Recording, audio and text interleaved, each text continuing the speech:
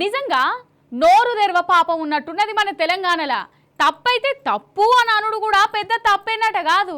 ఇది మన రేవంత్ సర్కారు పెట్టుకున్న సిద్ధాంతం లెక్కనే కొడుతుంది. అంతేందుకు రైతులు ఎంత గోసపడుతురో చూస్తూనే ఉన్నాం కదా. ఇక పండించిన పంటను కొనే దిక్కు దివానం లేకపాయే. అయితే వడ్లు మక్కలు కొనేటట్టు చూడుర్రి అని ఆర్టీసీ డ్రైవరు అశోక్ కాంగ్రెస్ లీడర్లతో అన్న పాపానికి ఆయనను డ్యూటీలకెళ్ళే తీసేసిర్రు. ఇక గిట్లున్నది మన కాడ రాజ్యం. పెట్రోల్ డీజిల్ రేట్ల మీద జగిత్యాల కాంగ్రెస్ లీడర్లు ధర్నా చేస్తుంటే అప్పుడే అటు నుంచి బస్సు తోలుకుంటూ పోతున్న డ్రైవర్ అశోక్ అన్న ముందైతే మక్కలు వడ్ల సంగతి చూడురి అన్నాడు. సో ఇదే ఇచ్చిండు.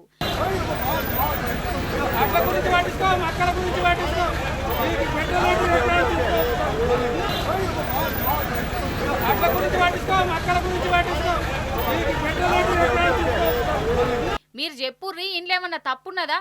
ఇంకా శభాషానాలే. కానీ మన సర్కారు ఇది పెద్ద తప్పనిపించింది. మాకే మక్కలు కొనమని చెప్తావా అనుకుంటా ఆయనను డ్యూటీలకు వెళ్ళి తీసేసింది. ఏంది అసలు? ఈ డ్రైవర్ అశోక్ అన్న పొట్టకుటి కోసం ఆర్టీసీలో కిరాయి బస్సు తోలుతుండు. ఈయనే రైతు బిడ్డనే, వ్యవసాయం కుటుంబమే. ఇక రైతులు ఎంట్లా దండలాడుతుండ్రో కళ్ళారా చూస్తాండు. కండ్ల ముందు లీడర్లు కనబడే వరకల్లా కడుపుల బాధ అనిపించి రైతుల సంగతి చూడమన్నాడు.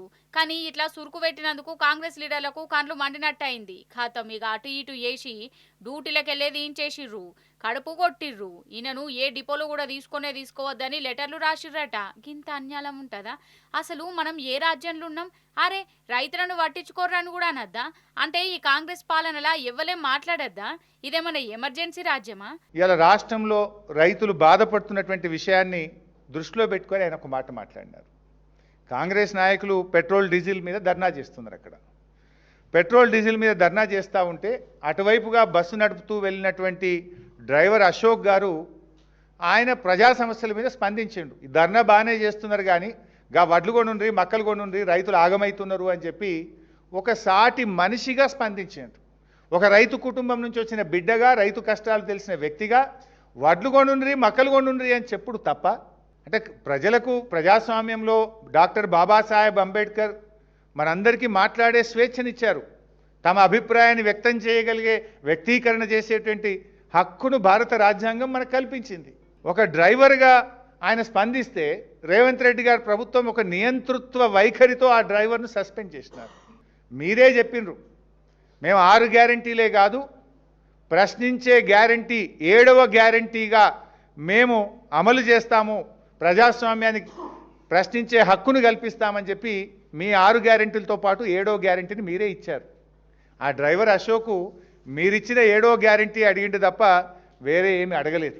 అంతే కదా. కానీ చూడు, రేవంత్ సారు మార్పు అనుకుంటా గద్దె మీద ఎక్కిండు. ప్రజాపాలన ఎవ్వలన్నా మాట్లాడచ్చు, ఎవ్వలన్నా నిరసనలు చేసుకోవచ్చు, ఏమన్నా అడగచ్చు, తప్పు ఎత్తే నిలదీయచ్చు, కంచెలు తీసినా అని ముచ్చట్లు చెప్పినా. కానీ ఇప్పుడు ఏమాయే? ఒక బస్సు డ్రైవరు వడ్లు కొనుర్రి అన్నందుకు ఓర్చుకోలేకపోతుర్రు, నౌకర్లకెళ్ళే తీసేస్తుర్రు. అంటే ఇక ఇదేం పాలన మీరే చెప్పుర్రి.